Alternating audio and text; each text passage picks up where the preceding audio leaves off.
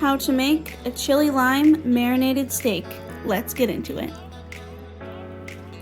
In a large bowl, whisk together a 1/4 cup of oil. Flavorless is obviously preferred, like a vegetable oil. A 1/4 cup of lime juice.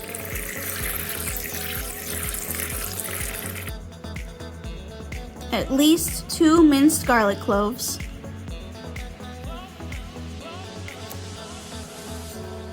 1 tablespoon of chili powder.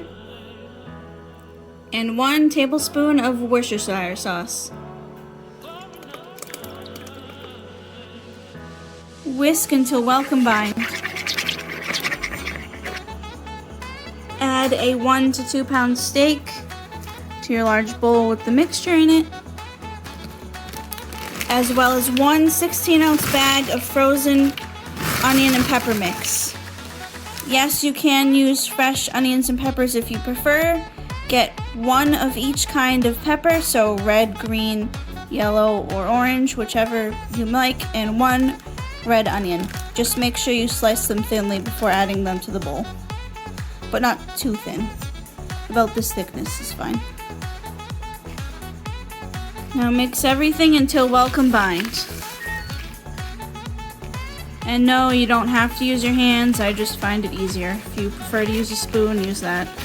Just make sure it's all coated with your sauce mixture. When everything is fully mixed, cover your bowl and let this sit in your fridge for at least 2 hours, up to 24 hours. And don't forget to occasionally stir it up every once in a while. Just let it rest in your fridge until you're ready to cook it.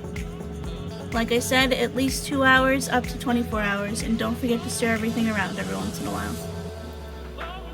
When you're ready to cook your steak and onions and peppers, you want to start your skillet, put some butter in the skillet, and get it nice and hot. When your butter is nice and melted, you're going to take your steaks